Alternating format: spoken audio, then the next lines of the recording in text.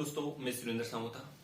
आज देखते हैं हम सांख्यिकी में किस प्रकार के क्वेश्चन आपको देखने को मिलेंगे और जो आपकी एग्जाम है कंप्यूटर जिसको बोलते हैं संगणक 3 मार्च की एग्जाम है, उसमें किस प्रकार के आपको सांख्यिकी स्टैटिस्टिक्स के क्वेश्चन देखने को मिलेंगे।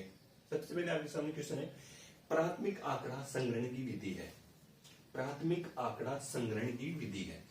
अब आपको यह आना चाहिए कि प्राथमिक आंकड़ा क्या होता है। ऑप्शन क्या करेंगे, अंतरराष्ट्रीय प्रकाशन, संस्थानों से प्रकाशन, अप्रत्यक्ष मौखिक अनुसंधान और एक है आपका प्रकाशित पत्र।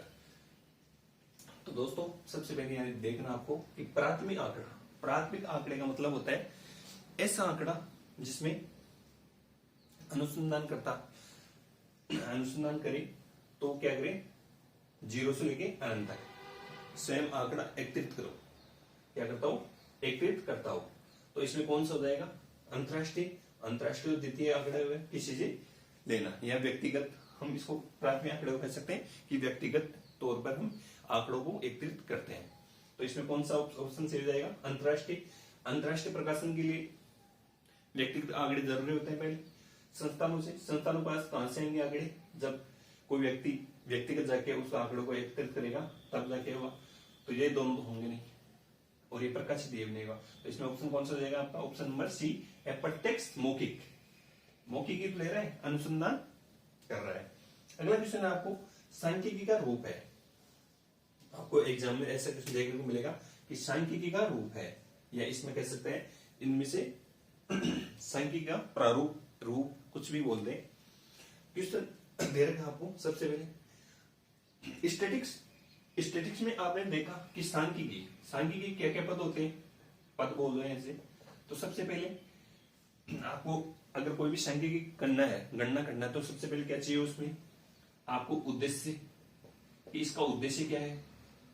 उद्देश्य के बाद में क्या करोगे, आपके सामने आंकड़ों का आकलन करोगे। आंकड़ों का आकलन करने के बाद में क्या करोगे, वर्गीकरण, आंकड़ों का वर्गीकरण करोगे। वर्गीकरण करने के बाद में क्या करोगे, उनको सारणी करोगे जिसको बोलते हैं सारणीय। बाद में क्या करोगे, इनका करोगे विश्लेषण, और विश्लेषण के बाद में क्या करोगे, निष्कर्ष पर। तो सांख्यिकी का प्रारूप क्या है, सबसे पहले आपको उद्देश्य, कोई भी आप सांख्यिकी की गणना कर रहे हो तो सबसे पहले उसमें क्या चाहिए आपको, उद्देश्य। आपका उद्देश्य क्या है, क्यों कर रहे हो, किस लिए कर रहे हो। उसके बाद में यदि आपको एग्जाम में उद्देश्य न दे, क्या दे, आंकड़ों का आकलन, क्या दे दिया, आंकड़ों का आकलन। हम पहले जो भी आपको डेटा दे रखा है उसको क्या करेंगे, एकत्रित करेंगे। उसके बाद में क्या करेंगे, जो डाटा दिया है उसका क्या करेंगे, वर्गीकरण करेंगे, या इसको हम बोल सकते हैं क्लासिफिकेशन करेंगे, और इसको बोल देंगे कलेक्शन ऑफ डाटा, और इसको क्लासिफिकेशन। फिर करेंगे सारणीयन जिसको बोलते हैं टेबुलेशन, और फिर विश्लेषण जिसको बोलते हैं एनालाइज, और उसके बाद में क्या चाहिए आपको, रिजल्ट चाहिए। अब आते हो अपने क्वेश्चन पर, क्या है, सांख्यिकी का रूप है। ऑप्शन दे रखा है, ए वर्गीकरण, आकलन। पहले आकलन आना चाहिए ना, तो ऐसा नहीं होगा। फिर है आंकड़ों का आकलन, वर्गीकरण, सारणीयन, विश्लेषण और निष्कर्ष। नीचे चलते हैं, आकलन, सारणीयन। तो सारणीयन से पहले क्या आना चाहिए, वर्गीकरण आना चाहिए, ये भी नहीं है। फिर एक निष्कर्ष पहले कहां से आ गया, पहले क्या आना चाहिए, इसमें क्या है, निष्कर्ष है, सारणीयन है, वर्गीकरण है, आकलन है, उद्देश्य। इसमें उद्देश्य भी दे रखा है लेकिन फिर भी नहीं होगा, क्यों, क्योंकि सबसे पहले क्या चाहिए आपको, अगर आपको उद्देश्य भी ना दे, या उद्देश्य दे भी दे या न भी दे, तो भी क्या करना आपको, आकलन, सारणीयन, वर्गीकरण, निष्कर्ष और विश्लेषण नहीं होगा। अब कौन सा होगा आपका, ऑप्शन नंबर बी, यहां से आंकड़ों का आकलन, वर्गीकरण, सारणीयन, विश्लेषण और निष्कर्ष, जिसको बोलते हैं हम डाटा ऑफ कलेक्शन। वर्गीकरण को बोलेंगे हम डाटा ऑफ क्लासिफिकेशन, फिर आएगा डाटा ऑफ टेबुलेशन, और फिर डाटा ऑफ एनालाइज और डाटा ऑफ रिजल्ट। ये हम लास्ट में किससे पूछे हैं, निष्कर्ष पर। एक बार इन दोनों क्वेश्चनों को आप अच्छी तरह नोट कीजिए। अभी कुछ क्वेश्चन है सांख्यिकी के प्रश्नों की ऐसी सूची जिसका प्रयोग अनुसंधानकर्ता द्वारा क्षेत्र में स्वयं करता है। कौन कर रहा है? अनुसंधानकर्ता, जो अनुसंधान कर रहा है उसके द्वारा ही क्षेत्र में स्वयं कर रहा है। तो ऐसी सूची को क्या कहते हैं? ऑप्शन है प्रश्नावली, अनुसूची, साक्षात्कार और पत्राचार। क्या होगा? पत्राचार। तो मैं आपको बता देता हूं कि सब इसमें कौन सा आंसर आएगा? ऑप्शन बी, क्या जाएगा? अनुसूची। क्यों आएगा? क्योंकि अगर प्रश्नावली की बात करता है तो इसमें क्या करता है? अनुसंधान करता है, जहां अनुसंधान करने के लिए जाता है, आंकड़ा एकत्रित करने के लिए जाता है, तो जो एक फॉर्मेट होता है उसमें जिसका आंकड़ा ले रहा है उसी को दे देता है और वो उसको खुद देख के क्लिक करता है या पढ़ता है, स्वयं देख के पढ़ता है। लेकिन इसमें क्या होता है? खुद जो अनुसंधान करने गया है बंदा, वही क्या कर रहा है? इसमें भर रहा है। तो वो कौन सी सूची आ जाएगी? अनुसूची। तो दोनों समझ में आ गई, प्रश्नावली क्या होती है और अनुसूची क्या होती है? डाउट नहीं होना चाहिए। अगला क्वेश्चन आपको समावेशी को अपवर्जी में क्या है?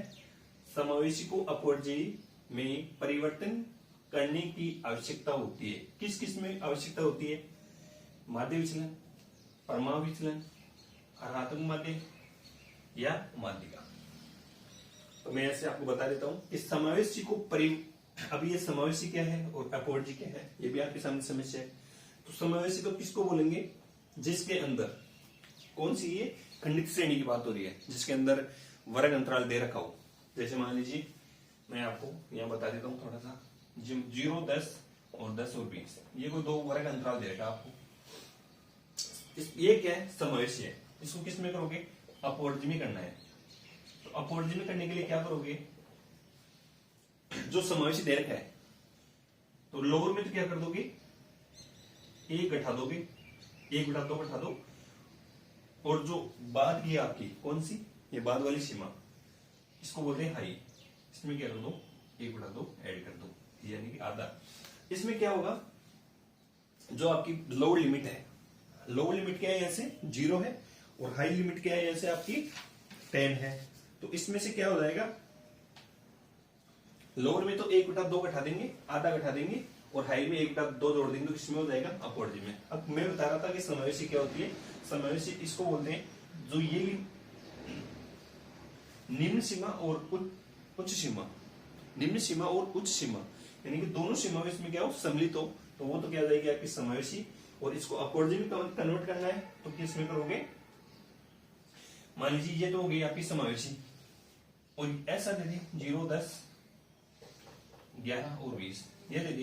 तो इसको किस में करोगे? आप अपवर्जी में आपको कन्वर्ट करना है। तो किस प्रकार करोगे? तो जो आपको दे रखा है 0, इसमें क्या करोगे? 1/2 कम करोगे, तो ये तो जाएगा कितना? इसको कम कर लेंगे, और इसमें क्या कर दोगे? 10 में किसको ऐड करोगे? 5 को ऐड करना है। तो इससे क्या हो जाएगा? 1 से स्टार्ट है 10 तक, तो इसमें आधा ऐड करेंगे, कम करेंगे तो क्या हो जाएगा? 0.5, और इसमें 0.5 बढ़ाना है आधा, तो क्या हो जाएगा? यहाँ से 10.5। फिर अगले में देखते हैं, यहाँ से 0.5 कम करेंगे तो क्या हो जाएगा? 10.5, और इसमें बढ़ाएंगे तो क्या हो जाएगा? 20.5। ये दोनों सेम है, तो ये कौन सी हो जाएगी? वापस समावेशी। तो समावेशी में ऐसे देखना कि पहले डाटे की तो क्या होगी? दूसरी सीमा, और दूसरी डाटे की पहली सीमा क्या होनी चाहिए? बराबर होनी चाहिए। तो आपका ऐसे आंसर कौन सा आ जाएगा? क्या पूछा है? समावेशी को परिवर्तित करने की आवश्यकता। हाँ, याद रखना, समावेशी को अपवर्जी में परिवर्तित करने की आवश्यकता होती है। किसमें होती है? माध्यिका में होती है। और माध्य विचलन, परमाणु विचलन, हरात्मक माध्य और गुणोत्तर माध्य, और जो आपका समांतर माध्य, इसमें कोई आवश्यकता नहीं होती है। फिर अगला क्वेश्चन दे रखा है, निम्न में से गणितीय माध्य नहीं है। कौन सा माध्य नहीं है? जो आपको ऑप्शन दे रखे हैं 4, उसमें से कौन सा गणितीय माध्य नहीं है? गणितीय माध्य नहीं है। ऑप्शन ए समांतर माध्य, गुणोत्तर माध्य, हरात्मक माध्य और बहुलक। तो इसमें से ध्यान रखना, समांतर माध्य, गुणोत्तर माध्य और हरात्मक माध्य, ये तीनों है गणितीय माध्य और बहुलक। और यहाँ एक और लिख सकते हैं हम, कौन सी? माध्यिका। ये क्या होते हैं? इसको बोलते हैं स्थिति माध्य, पोजीशन मीडियन, ये मीन माध्य है ना तो मीन हो जाएगा, और मीडियन है तो माध्यिका। अब यहां से देखते हैं अगला क्वेश्चन है आपको 7, 10, 3, 2, 8 का क्या करना, आपको माध्य ज्ञात करना है। तो माध्य ज्ञात करने के लिए फॉर्मूला क्या था, आंकड़ों का योग, e प्लस कहां तक है xn, टोटल संख्या है, तो हम कह सकते हैं आंकड़ों का योग बटे आंकड़ों की संख्या। तो इसमें आंकड़ों का योग करना है सबसे पहले, तो इन सभी को जोड़ेंगे और जितनी संख्या है उनका भाग देंगे। कितनी संख्या है, 1, 2, 3, 4 और 5 का भाग लग जाएगा। इन सभी को जोड़ो तो 8 और 10, 8 और 2 10, 10 और 3 13, 13 प्लस 7 कितने हुए 20, 20 और 10 30, कितने आ गए 30, और टोटल कितनी है संख्या 5, कितना गया 6। ये आपका आंसर है, ऑप्शन नंबर बी से आपका करेक्ट हो जाएगा।